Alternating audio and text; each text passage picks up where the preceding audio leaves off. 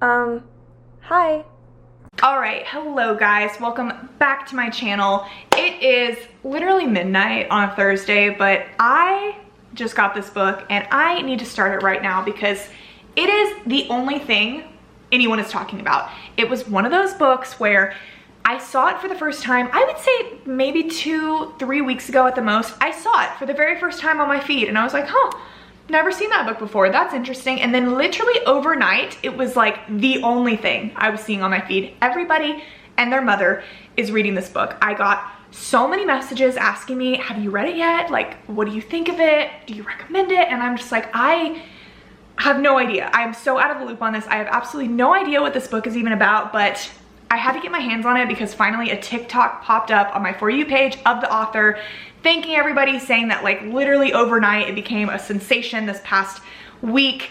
The book sold out, like the warehouse is empty. If you see one out, get it because it might be a while before they can get more. And this first edition is so stunning and beautiful and a work of art. And after these are gone, they're gone. So I was like, okay, say less. I need to run out. I need to get my hands on it. So as you can tell by the title of this video, we are talking about Fourth Wing by Rebecca Yarros. This stunning, beautiful work of art covered in dragons. I know nothing about this book, you guys. Like, obviously it's a fantasy. I've had a few people tell me in my DMs that it reminds them of Harry Potter, which, I mean, my whole heart and soul, my childhood. If this book can give me any type of feelings that Harry Potter gave me the first time that I read it, sign me up, say no more.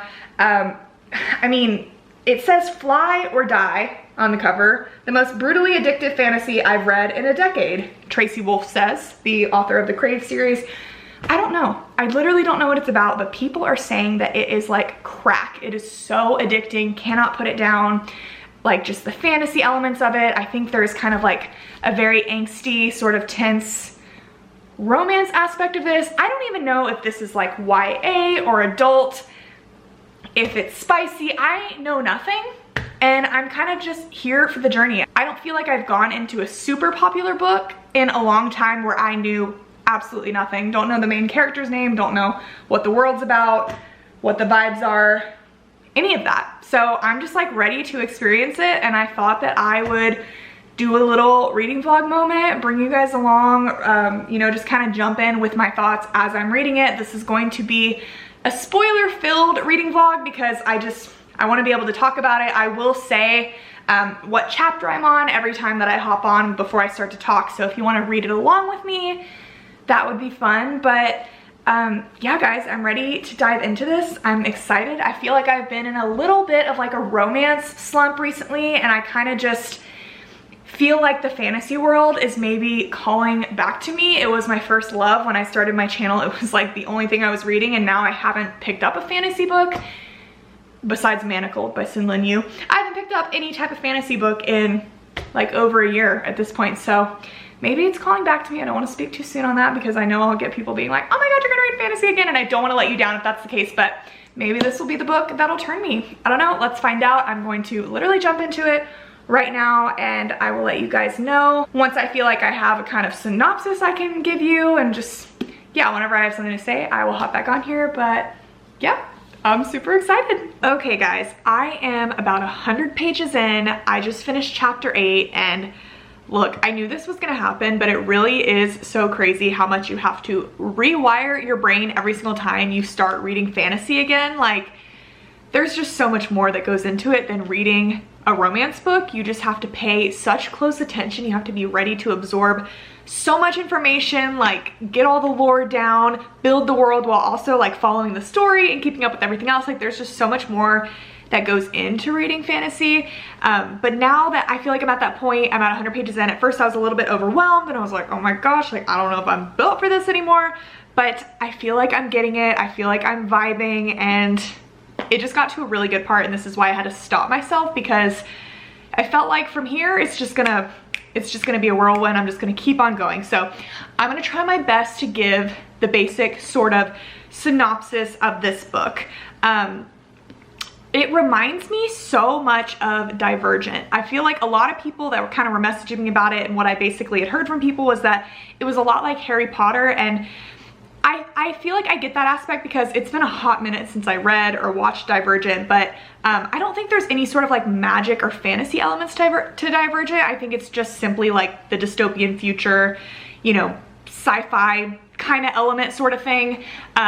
But this is literally like Divergent but fantasy style, because it's about, like, in this world there is this continent that has been at war for a very long time, and so the people from this certain area, whenever the kids become of age, I think it's 20, they basically all have to go off to like war college. And so they get to pick between 4 different colleges. I think they call them quadrants. And so the choices are, you have like the infantry, which are, I guess, the fighters, and then you have the scribes, which are kind of like the librarians, the people that like maintain the history, write all the things down, document it, whatever.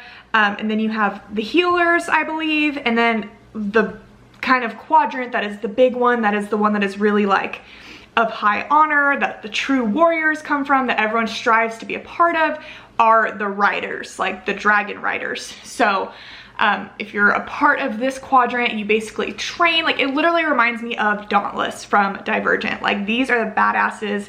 They have to like go through all these crazy challenges, and they spend like a year training and fighting one another, and a bunch of them don't even make it through the training. And at the end of the year, I guess, there are these dragons, and these dragons are like a big part of this world and this land, and the dragons basically choose riders to bond with that they feel are worthy. And once a dragon and a rider bond together, that rider like gets sort of certain magical powers from the dragon. It's really like such a cool, interesting concept. I feel like it just combines a lot of elements of a lot of different, you know, books that I've read in the past that I really like. It's just it's very unique and very different. But this story specifically follows this girl named Violet, and Violet is the daughter of a very high up like general in this sort of like world. Her last name is Sorngale, and that's like a very well-known name. Her mother, like I said,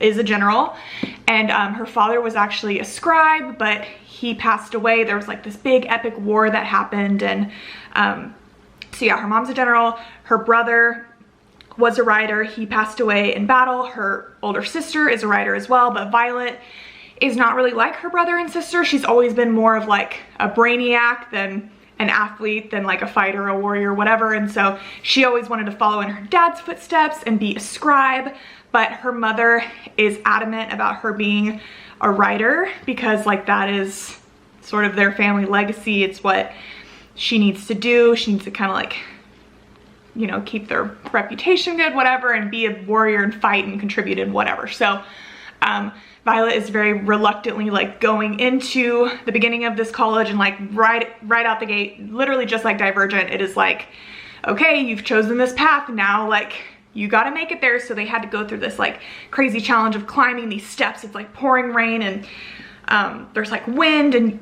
they're having to like get to the college or whatever, and people are like falling off, literally just dying out the gate. It was like, oh shit. Like I was kind of like, this is a little bit intense. And because of her last name, she has a target on her back. There's a lot of people that just don't like her mother. There's also like a lot going on too, where because this country has been at war, a part of this big battle was there were people that were rebels, and you know, they were all basically sentenced to death, but a lot of them had children, and sort of the punishment for the children is that they have to be dragon riders. So all of those children essentially hate Violet because her mom is like kind of responsible for their parents' deaths.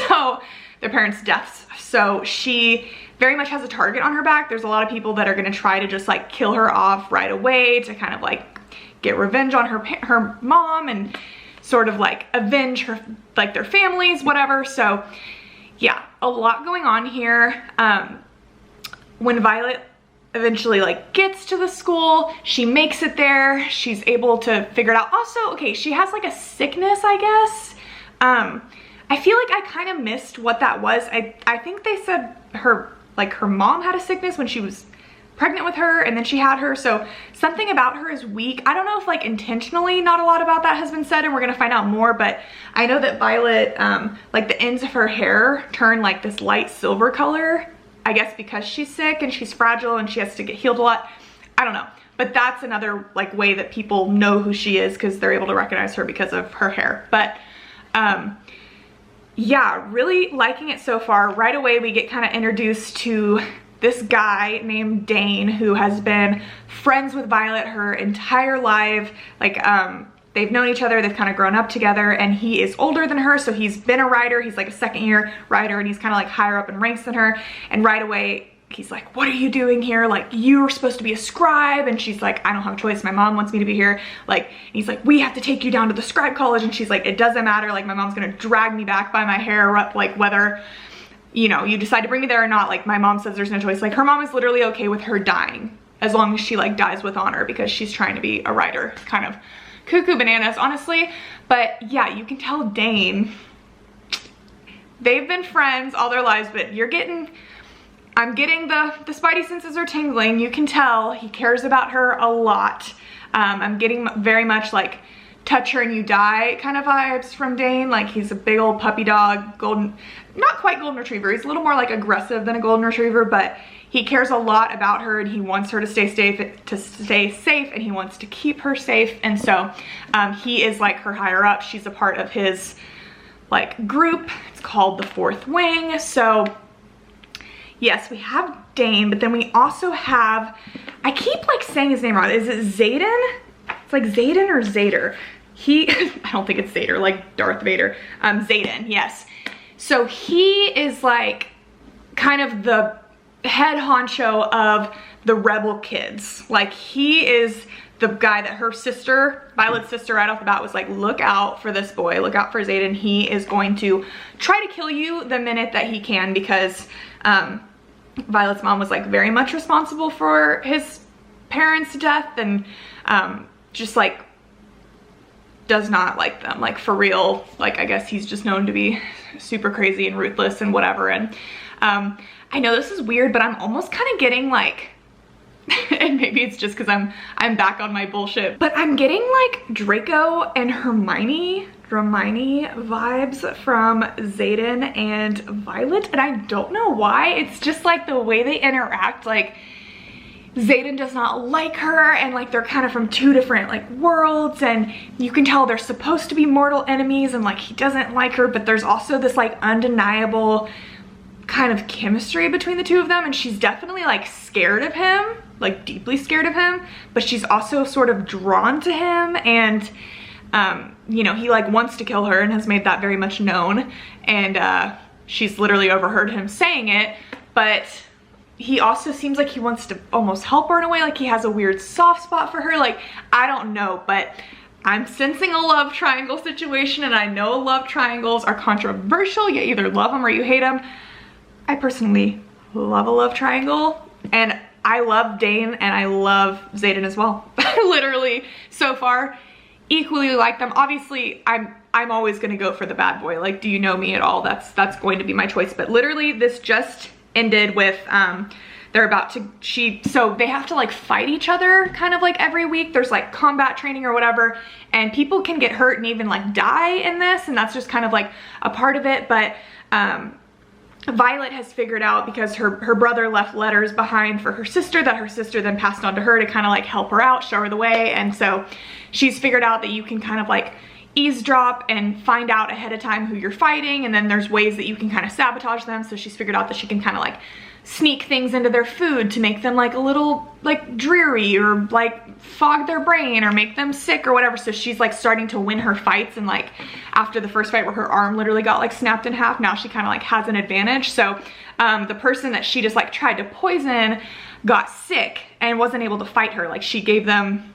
not poison, but you know, whatever she gave them, she gave it to them too early, so they like weren't able to fight. So now she was like, oh well, I guess I won't fight this week. But Xaden just stepped up and was like, I'll fight her. So let's see what happens.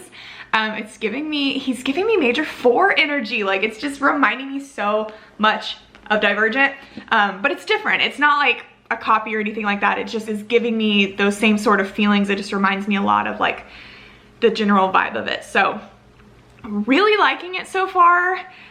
It's really good. I had no idea what to expect from it, no idea what it was going to be about. I'm almost feeling like it might get a little bit spicy. I'm kind of getting those vibes, but I'm not sure. And honestly, like I feel like I'll be fine with it either way. Not really what I'm here for necessarily with like this type of book. I kind of expected like a bit of a YA moment just because I know it's published by Entangled Teen, so, or Entangled. I don't know if it's Entangled Teen or not, but regardless, I'm just here for a good time, and so far I'm having a good time. I'm very, very interested to see where it goes. So yeah, I'm probably gonna stay up very late tonight reading this, and I will pop back in whenever I have something else to say. Okay guys, I just got to a spot where I feel like I need to stop here or I simply won't be able to stop, and we need to catch up. So I just got to chapter 16. I'm on page 178, and I think where we stopped was when Xaden like stepped up to fight Violet, and that whole scene, fabulous. I mean, I'm obsessed with him. Obviously the bad boy that's supposed to like want to kill her, supposed to hate her, but he kind of owes her one because she caught him in the little meeting with the other like rebel children. In that fight scene, he was kind of like teaching her the correct way to fight and like telling her what she should do and like challenging her and whatever. Like that whole scene, very tense, very cute, very fun. I liked it a lot. And then we've kind of continued through the rest of the training, and Violet is very smart and cunning, and she's small, but like she's figured out ways, like clever ways to kind of like achieve things and do just as good as the other people. And then they did their little thing where they surveyed the dragons that were available, and that was very scary because the dragons, just like if they feel like you're unworthy, they're just like boom, fire, kill you. So some more people have died. There have been a lot of like dramatic deaths here and there, and we now got to the threshing, and this whole way I feel like we kind of haven't seen Dane in a hot minute. Basically like he's just pissed at Violet because he wants her to just stop. He like doesn't believe in her, doesn't think that she's gonna be able to get matched up with a dragon, thinks that she's not gonna make it, and he just like clearly loves her, like so in love with her, doesn't want to like have to bury her. He's like begging her like, please Violet, like don't make me lose you, like just please go be with the scribes. And she's like, no, like my mother is just gonna drag me back here, there's no point, like believe in me, I can do this. And I don't think she's that confident in herself, but she's also like, it is what it is, right? So yeah, we got to the threshing, and again, like another very tense moment. Oh, also we were introduced to like the golden dragon, right? Whenever they were doing the thing where they were surveying the different dragons, this cute little tiny baby golden dragon that I guess is like very uncommon and isn't supposed to be bonding with anyone this year, but it just like is curious and came by to say hi. And when that was pointed out, I was like, okay, obviously Violet and this dragon are gonna have some type of connection. Like I thought for sure, like, okay, this dragon is gonna bond with her, right? Because like she's small and tiny and weak, so like I thought it was super obvious that this dragon was gonna pick her. But now we've been at the threshing, and she's kind of running around, and the threshing feels very like Hunger Games. Like everybody thrown into this, they called it like a bowl type situation, and it's like every man for himself. Some people try to kill each other because it's like if they think that person's gonna be a weak link, try to kill each other. And then people are like trying to bond with dragons, but the dragons have to choose you, and they're like trying to speak to you, and you don't want to like approach a dragon that's not vibing with you, or it'll probably kill you. Or just in general, if a dragon sees you and thinks like, you're weak, boom, fire, death. So she's like walking around, and she's overhearing Jack and a couple of the other like bad boys basically wanting to kill this golden dragon, which I literally don't understand why. Like the golden dragon is like out here chilling, and they're like, that thing is weak, like it's goofy, it's never gonna, you know, it's gonna get the other dragons killed, like it's weak, like let's kill it. I'm like, bruh, don't you have something better to do right now? Like why are you gonna just like go kill this thing for fun? So Violet, being the hero she is, even though she just twists her ankles, like I can't let them kill this golden dragon, so she goes to defend it. And I was like, again, I was like, okay, I feel like this is so obvious she's gonna defend this dragon and this dragon's gonna pick her. But instead, the little Easter egg, like red herring from earlier, is that there's this massive black dragon. I guess there's only like 2 types of them, and the like general of the whole everything that's over Violet's mom has the other one, but the other one like hasn't bonded, hasn't been seen in years. Like its rider got killed in the Great War or whatever. So that dragon comes down and like claims Violet because she defended the golden dragon, and so it chose her. And now like I guess the dragons can speak to the riders, which we knew, but I gotta be honest, like the way that the dragon is having a full-blown conversation with her like she's a human, and they're like bantering and like talking sarcastically, it's a little goofy to me. Like, I don't know. Like the full-blown we're having conversations, it suddenly, it felt very YA to me in that moment. Like, okay, I just didn't expect that. I didn't see that coming, so. Are you okay? You're staring so intensely at me. You're so cute. But yeah, so this dragon bonded with her, and so now she's flying down, and like literally her mother like still isn't impressed. She's like, just cares about the dragon, doesn't care about her, doesn't care that she's like got a twisted up ankle, is like hurt, is limping up there to give her dragon, which his name is like literally Ternaniac or something. Like literally when he started saying, my name is this, and I am the son of this, and I'm the blah, blah, blah. I'm like, why do some fantasy names have to be so absurd? Like Ternaniac, like that's why? Like awful. I will never get that right. Even the short version of his name is Tern. I assume it's Tern. I think that's how you say it. Difficult, don't like it. And then the little gold dragon kept sticking with them, and she like goes up to give the name of her dragon, and then the other one's like, how do you literally say this? Andarna is it for short, but Andarnarum.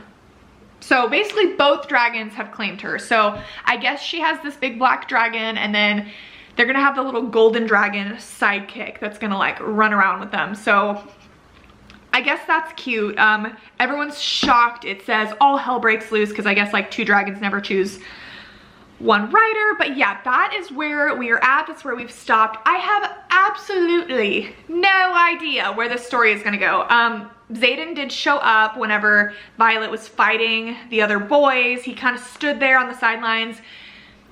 He couldn't intervene, he couldn't help her, but he was like, watch out, like he's coming for you, he's behind you. So clearly he has some type of sweet spot for her, clearly. And I don't know what's gonna come out of that. I mean, I think it's pretty obvious that like he's going to be the love interest. Again, like I assume Dane is about to show up again and be like, oh my god, you made it, like whatever. And I think there's still gonna be a love triangle aspect, but I have no idea what happens now that like she has her dragon. Like where's the story gonna go?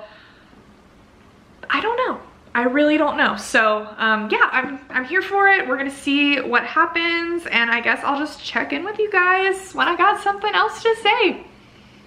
I'm ready for all this hell to break loose, and I want a little more romance. I need a little more tension. I need, like, are they gonna kiss? Like, I don't know. It doesn't have to happen too fast. I like the tension. I like the tension. I don't want the tension to be broken, but like, give me some more of that. You know what I'm saying? Okay, I'm gonna read more.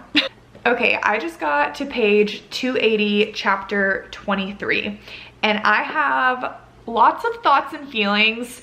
Where we left off was right after the two dragons picked Violet, and it ended up being that, you know, the humans cannot understand the will of the dragons, blah, blah, blah. Long story short, she gets to keep both of them, even though people are pissed about it. And now this means that there's gonna be a target on her back because like she got this epic dragon. Like Taryn is like the dragon of dragons, and all of these first years that didn't end up bonding with dragons are all gonna want to like kill her to kind of like win Taryn's like honor, like fight for his honor and get him to bond with them. So like this makes her in a very like dangerous place. And the sort of kicker of it all too is that this big bad dragon just so happens to be mated with and bonded with none other than, why do I keep forgetting his name? Like why is it Xaden? Oh my god, I keep like almost calling him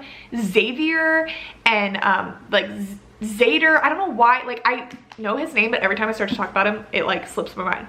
Xaden. Her dragon is bonded with Xaden's dragon, which means like the two of them are a pair, they are connected, which now means that Violet and Xaden are connected and they are basically stuck together.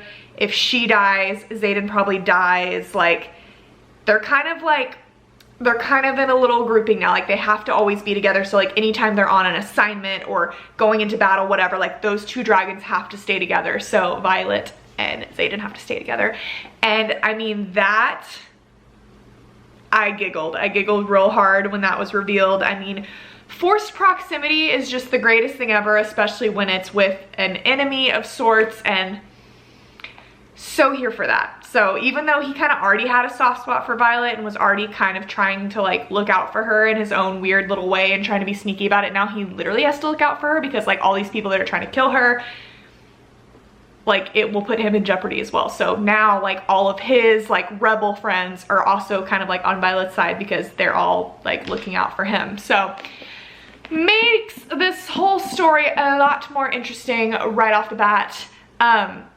And then from there, it's like, okay, we've got the whole issue with Dane. Dane has returned. He kind of made a reappearance in the story. And, you know, I just feel like every love triangle, I just feel like the Vampire Diaries, Damon and Stefan Salvatore are like the blueprint for the love triangle, right? Like you've got the guy, you've got the Stefan character that is, you know, just like kind of the first love, the sweet love, the guy that just cares for you so much, your friends first, and then it like slowly becomes something more, and he just wants to keep you safe, like he wants to protect you, he wants like to do everything in his power to just like keep you safe and care for you and kind of guard you, and in the process of doing that, he kind of like holds you back and he doesn't fully trust you. Like he's just so obsessed with the idea of you and not you. John B. Topper. Topper, you're obsessed with, you're not in love with me, you're in love with the idea of me. Like that kind of moment. And that is very much what we're seeing from Dane. And finally Violet like blew up on him and was like, stop it. Like I have made it this far. Stop trying to like baby me.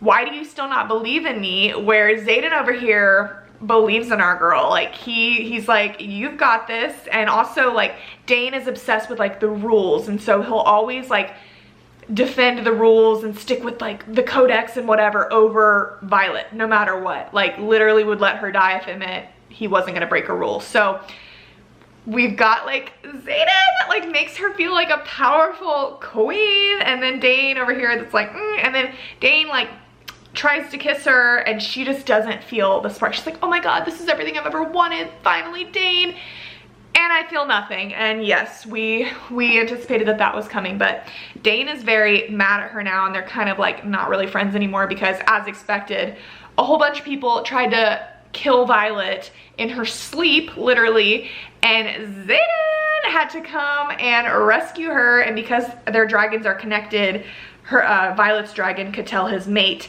to like wake Xaden up and get him to go protect her. And so Xaden's like power that he has from his dragon is he like, I can't remember the official term for it, but he can control the shadows. So anytime she's like sneaking around, he knows that she's there, but he also has like powers with shadows and can control them, and they like billow out from him. And it is very Reese from ACOTAR, like major Reese vibes with that.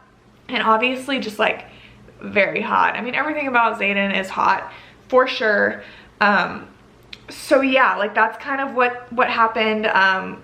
Some people got torched over trying to kill her in her sleep because that is not allowed. That whole thing kind of drove a wedge between Dane and Violet because he didn't believe that one of the like wing leaders, whatever, would have gone against the rules, and they did in fact do that. So yeah, now Violet's like going through her training, trying to get stronger, kind of waiting for her powers to emerge. She got a power from the gold dragon, which is being able to stop time for a short amount of time, which is a pretty freaking epic power, if I do say so myself. That's pretty cool.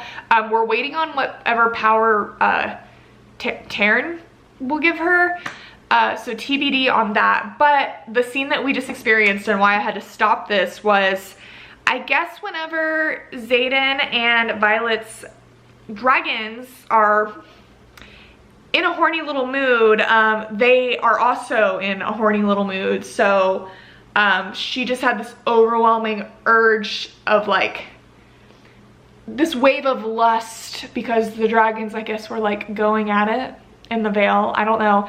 Stumbled out of the room, came across Xaden, and he was trying to help her like block them out, but was not very successful. And the two of them had a little intense smoochy smooch that seemed like it was going to go a little further, but Xaden had to stop it because he's like, these are not your actual feelings.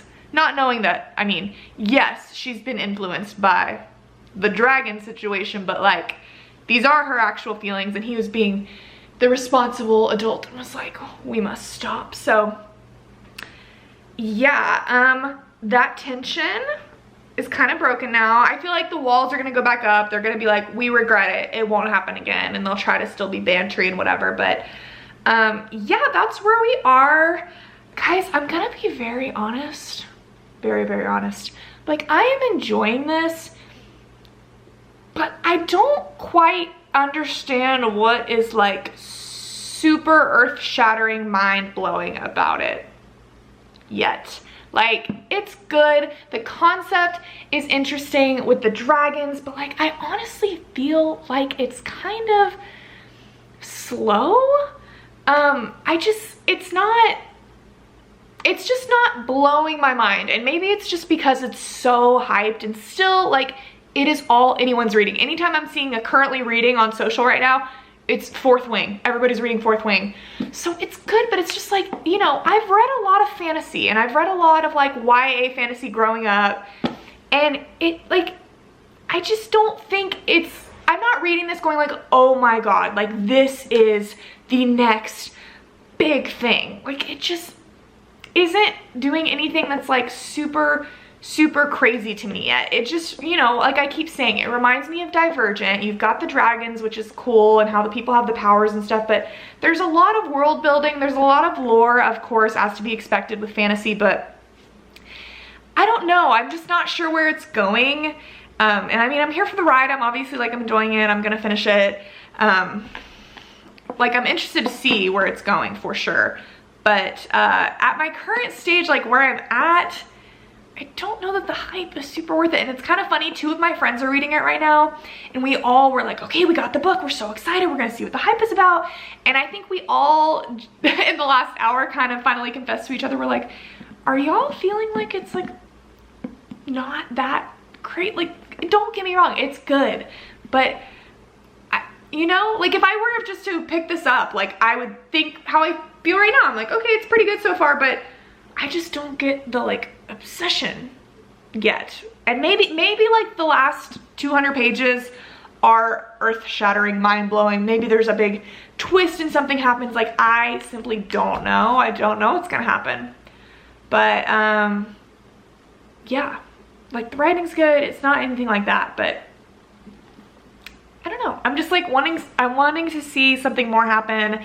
I'm a little afraid the tension with the romance is gonna be broken. Also, I think I'm a little weary because I saw the author pop up on my TikTok yesterday saying that this book is plotted for a 5-book series, and I just, my toxic trait is that like once the couple's together, I get bored. So I'm just like afraid that they're gonna like just get together and be together, and then I just don't know what the next 4 books will entail. Is it like a war situation? I don't know. I guess we're gonna figure that out.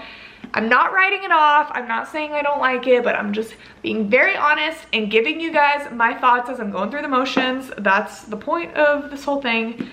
But yeah, gonna keep going. We'll probably check in another 100 pages or so unless something insane happens, but yeah.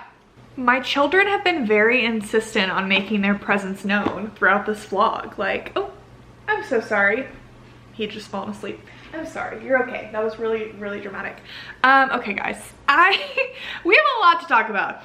I am on page 407, chapter 32, and I have so many mixed feelings. I just sat here and I read like 130 pages in a row without stopping, and honestly, I was at a point when I started reading again today where I was like, I'm not really vibing. Like, I don't know about this. I feel like I've been messaging with a lot of people in my DMs today, because I kind of posted on my Instagram yesterday that I was, you know, liking it, but not sure that I'm getting the hype. Like, it just feels like it's a not as good version of Divergent, and I'm just like a little bit like bored, and I just was like, I'm not sure. But then yeah, I was messaging with a lot of people. I felt like, because every review I've seen of it has been 5 stars, and several people in my DMs have been like, okay, I'm kind of feeling the same way, like I'm not sure. Some people replied and were like, okay, just trust me, like the end gets so good. So I was just feeling a little weary, you know. I was kind of putting off, procrastinating reading it today, which is why it's midnight now. And honestly, as I continued to read, I feel like the entire middle of this book is very slow. Like, it just felt like there wasn't a lot happening after kind of what we last talked about. It was a lot of like training and going on little missions and doing little challenges that just felt like a whole lot of fluff that I didn't really feel like was adding anything to the story. But what this book keeps doing is, every time I kind of start to get like that, where I'm like, okay, I'm getting bored, she throws me a bone. It's like we get enough crumbs that I like stay interested. But oh my goodness, things happen. I told you I wanted a little more romance, a little more tension. I was just not sure where we were going with that. But yeah, we've given into the urges, and a big development of this, which is something that I was kind of wondering whenever Violet and Xaden's, like, whenever we found out that their dragons were bonded, were mated, I was wondering, I was like, okay, surely this makes them connected. And the way that they can talk to their dragons, I was wondering in the back of my mind, I was like, are they gonna be able to talk to each other in their minds? Like, I had that idea, but it didn't happen. So I was like, okay, but that is the case now, and they are able to communicate with each other. And literally the two of them have just gotten closer and closer, and they still like banter, and there's angst, and like they don't like each other, but they're kind of forced to be around each other because of their dragons. And then even like Violet had to go away for like a little mission she was on with her group, and it was only 2 days, and the dragons couldn't be apart, so Xaden had to like go and be with her, and he's acting all mad about it, she's acting all mad about it. But that's when we learned they can talk in each other's heads, and oh my god, that element is just so fabulous. I just love it, the way that they can literally be in a group of people and like communicate with each other, and they have blank faces, yet they're like arguing in each other's heads or saying other things that are getting each other riled up. And then kind of like in that moment too, freaking Jack, finally, we got rid of him, and Violet figured out what her powers are. She's a lightning wielder. Jack tried to kill Liam, who has been her like bodyguard guy that we love. He's an absolute sweetheart. So she used her golden dragon's power to slow down time and save him. And then she was pissed, so she went for Jack, and she was just so mad, and then like lightning cracked out of the sky and like essentially like just killed him. And she was having lots of thoughts and feelings about that, felt really guilty. But Dane was trying to comfort her, and Xaden was like, get out of here, stop with that, stop babying her. And I was just like, hell yes. But okay, look, it's what I've been wondering this whole book. I really was getting vibes that this was going to be a YA story. Like, there were some hints here and there of, you know, there were some curse words, there were some thoughts about Xaden, but nothing that, you know, really indicated to me that for sure this was gonna get a little past PG-13. And oh my goodness, this spicy scene that we got so far in the story that I have read, it's gonna like go down in the books for me, truly. So much going on with it, so much involved. It wasn't like a Penelope Douglas book or like an H.D. Carlton book. Like, I've read some crazy shit. It wasn't like that insane graphic descriptive, but just like the power of it, the way that the two of them like have had this like build up and this angst and this tension for so long, and the way that they're supposed to kind of be like mortal enemies, and Xaden is supposed to hate Violet because of her mom, and he's supposed to be like a rebel, and like she's not supposed to like him, but then they're bonded and they can't help it, and the two of them just like being so like enthralled in what's happening between them, and the way that they could talk to each other in their heads while it was happening, and them losing control of their powers and literally like destroying Violet's room. It was giving me like the Breaking Dawn honeymoon kind of moment. Like Violet catching her curtains on fire because like lightning's shooting out of her, and like Xaden's shadows breaking her armoire, like all of this stuff that was happening, and just what was happening. Like it just kept going. I really thought we were gonna get like a fade to black sort of moment, and that was not what happened. And I was just like, oh my God, on the edge of my seat. But I have to say, the whole time I was reading the spicy scene, I was like, shit, like, okay, you know, even though it was pretty far into the book, like the tension is broken now. I'm a little bit stressed. Are they just gonna be in love? Like, I'm not ready for that yet. And I am very happy to report that we're not done with the angst yet, it doesn't seem. I mean, obviously he's head over heels for her. Violet's obsessed with him, clearly. But, you know, Xaden gave her a whole like, okay, you're not allowed to fall for me though. Like, this was cute. I can't stop thinking about you. I want you, but you can't fall for me. Like, this is it. And she's like, that's bullshit. You can't tell me what to do. And so they're kind of having some like back and forth about that. So now it's like, it's flashed forward like a month and a half, and they haven't hooked up again because Violet like knows she can't handle it, but there's so much like sexual tension between the two of them that now that they're in each other's minds, like they're giving each other like visual images of like them, what has happened between them, and they can't control their thoughts around each other, and it's like, so spicy, so good. But yeah, there's less than 100 pages left now, and it looks like we're getting to the point where I'm kind of confused what's going on right now, to be honest. I am here for the romance, but I am still a little bit lost in the sauce of like what the hell the plot of this book is. I'm gonna be honest. Like, we know that they're writers, we know that they're training, we know that they're supposed to like protect the continent, but I'm just like, where is this going? I like, not to sound totally dumb, but like, what is the point? Like, who is the enemy? Who are they ultimately? Like, if this is gonna be a 5-book series, I'm just like, is there a war? Who are we going against? I mean, I obviously like hate Violet's mom. She's kind of vile. But I don't know. I feel like shit's obviously about to go down. There seems to be a whole big thing with, you know, Xaden is the oldest of like the rebel children or whatever, and he has these scars all over his back. It was revealed that, you know, it's 107 scars because he took on the burden of the 107 children. He took on, you know, the promise that they all will stay loyal if they're given the chance to live and be writers. And so I don't know. Violet just went to go find him because it's like conscription day, and that's a hard day for him. So I guess he's like having a tantrum right now, and she went to go find him on the parapet, and I simply don't know what's about to happen.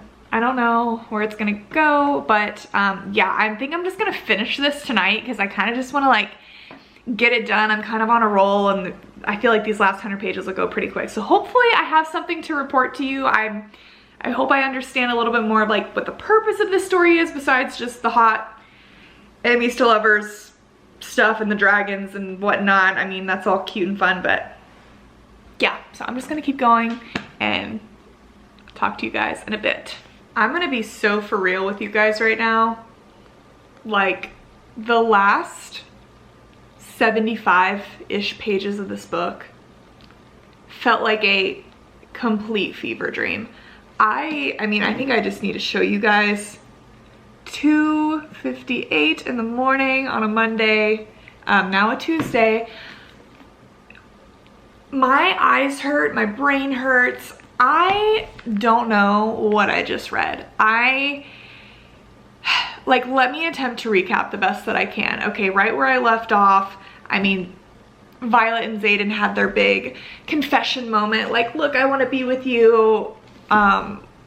Went back to his room. We got another really great spicy scene. I love him. I love them. I love love story. I think everything about it is great. Those are like the high points for me, but everything that came after that, just everybody was called out of their beds. It was like, okay, we're being attacked, everybody gather. But it was like, JK, we're not being attacked. This is a part of the war games, which I still feel a little unclear on what that even is. So everyone had to split up, and Xaden had to go to this one place, and Violet was gonna have to go with Dane and everyone else to this other place. But then Xaden commanded that Violet come with him because they have to be together because it's a 5-day mission, and his entire group was like all the other rebel friends or whatever, and Dane was like, no, you can't take her, like he's gonna get you killed, like this is a bad idea. And Xaden's like, stop. And there was this whole back and forth of like, I don't trust him. And she's like, stop it, Dane, like I trust him. And then he realizes like, are you guys the thing? Oh my God, you're the thing. I can't believe this. And there was just a lot of talk going on about how like she shouldn't be able to trust him, but like obviously at this point we're head over heels in love, we fully trust him. And I just felt it was really obvious in that moment that like something was about to go down, and clearly in some way or another like Xaden was about to screw her over or betray her or something, just because it was made such a big deal. Like it was made a big deal throughout the whole book, but like especially in that moment I was like, okay, something's about to go down, he's about to like double cross her. So, I mean, that's exactly what happens. Violet goes with Xaden, and they have to go outside the wards to get to their place that they're going. And literally, this is where I just was like, what am I reading? So, yeah, I mean, they're doing a rebellion. They're banding together. There are all of these creatures that Violet grew up reading about in these fables that her dad had, these books that he had, and it turns out they're real creatures and they're outside the wards, and all these people are like defenseless from them. So basically all the rebel kids were like sent there basically to die. Like they were sent on like a death mission, but they didn't know Violet was going to be with them. So they're like over here trying to defend this like these people from these creatures that were so like literally this whole battle scene. I was just like, whatever. She was heartbroken because Xaden was lying to her, and all the dragons knew, they were all in on it, and she was just like, what? I can't believe you lied to me, like I trusted you, blah blah blah. It was this whole big thing. But then she's like, I will still fight and protect these innocent people from these creatures. Crazy battle scene. Liam's dragon dies, so he dies. That made me sad. That made me very sad. A few other random deaths didn't really care about. Violet gets stabbed by some poison knife arrow thing, falls off the dragon, nearly dies, but then doesn't. Wakes up in some place that she doesn't recognize, and I guess now she's being treated at the city that they thought burned down, and it's the rebellion city. And then the very end, like Xaden brings out this person, and it's Violet's brother, Brennan, and he never died, and he's like, welcome to the rebellion, sis. So okay, I will say that moment my jaw hit the floor, absolutely hit the floor. Wasn't expecting that. Thought that was cool. It was like the last line of the book. I love a good cliffhanger, honestly. I know that like some people don't, but yeah, I wasn't expecting that. I was a little shook by that. You know, I just think it's funny because we talked about in the very beginning of this whole saga how it's funny how I just happened to notice that Tracy Wolff wrote the blurb on this book, because in those last 75 pages when I was asking myself what the hell is going on here, it hit me that this book very much reminds me of the Crave series. And when I say that, look, the writing of this book is a million times better than the Crave series. Like it's way better than that. But it very much gave me similar vibes in the way that I was really invested in the romance. The writing of that was very good. The spice, literally the spicy scenes were so good. Like knocked my socks off, blew me away. So good. Xaden, so good. The banter, the angst, all that, so good. But just like in the Crave series, it just felt like that was good, and everything else was just kind of a bit of a hot mess. Like it was just a lot going on, so many characters. You know, I feel like I had them straight by the end, but then it just was like a lot going on. It felt like it just wasn't a cohesive story to me. I just think there were so many like random scenes and fluffy parts that didn't really have anything to do with anything, and genuinely, like, I finished this book feeling like I don't know what the point of it was, or what was going on, or why I should care, or where it's going from here. It just reminds me so much of how I felt about the Crave series, but weirdly, it felt like multiple books in one. Like, I just felt like it got lost in the sauce, and I just didn't like it. I'm sorry. I'm not sorry, I'm just being honest. It was really a roller coaster for me, straight up. Like, again, I've been posting about kind of my thoughts and feelings on Instagram, and I feel like I sound like I'm manic or something, because it's like I started it, I'm like, okay, so excited to start this. It's good so far. And then I'm like, I'm not really getting it. Like, I don't really know if I see the hype. It's really slow. And then I'm like, just kidding, guys. Holy shit. Like, everything just went down. I'm excited. And now I'm here again where I'm just like, what? Maybe I'm just like, again, I haven't read fantasy in a hot minute. Maybe my mind is just not wired correctly, but you know what? I freaking take that back, because I know that's not it. That's not it. Obviously this is just my opinion, but I just don't think it was for me. I just don't think the plot the plot that I still am kind of confused what it is, what the point was, what we're fighting for or against, or what we're rebelling against, and yeah, I just don't know. I don't know. Love the painted pages. Love Xaden, love Violet, and kind of the only reason that I'm like confidently saying right now that I don't really care to continue is just like, as the series comes out,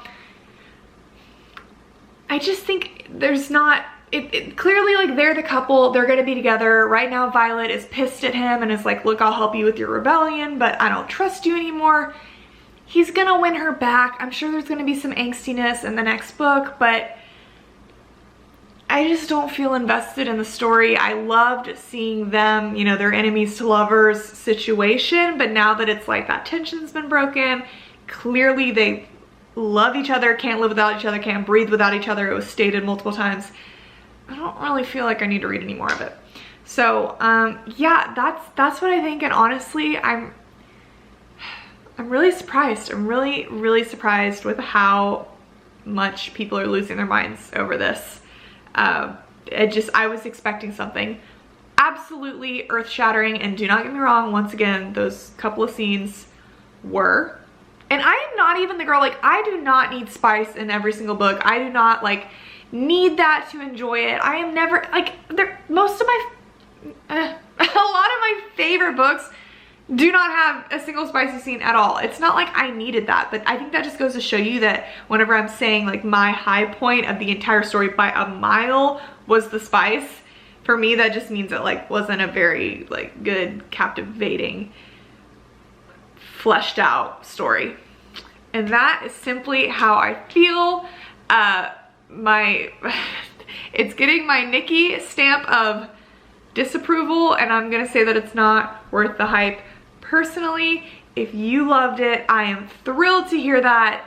I'm kind of wondering if this video, I was just gonna make it a reading vlog, but now I'm like, should it be titled, I read Fourth Wing so you don't have to?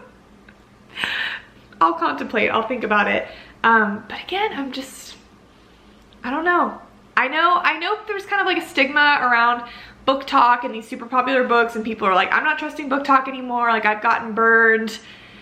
It's just hard when something is really hyped up and you see like literally hundreds of people saying 5 stars, best book I ever read, everyone's posting about it, everyone's saying like this book is my whole personality now, and you just read it and you're really disappointed. It's just very difficult. I just felt like it was Divergent, but not as good, meets Crave, and it just fell flat for me. So I don't know, guys, I could sit here and ramble for probably another 20 minutes, but I will not do that because it is now 3:13 in the morning. Yeah, guys, if you read Fourth Wing, I'd love to hear your thoughts. Please be gentle. I'm sorry. If you loved this book, I don't need you to write me like a whole novel in the comments about how I'm an idiot and not intellectual enough to understand it and all of that. Like, you can very nicely tell me why you liked it and I will say, I am so glad you enjoyed it. Or you can also ramble in the comments and agree with me on all the things that I'm saying about how you don't get it either, because that would really validate me. But anyways, I'm gonna go. Thank you guys so much for watching, and I will talk to you very soon. Bye.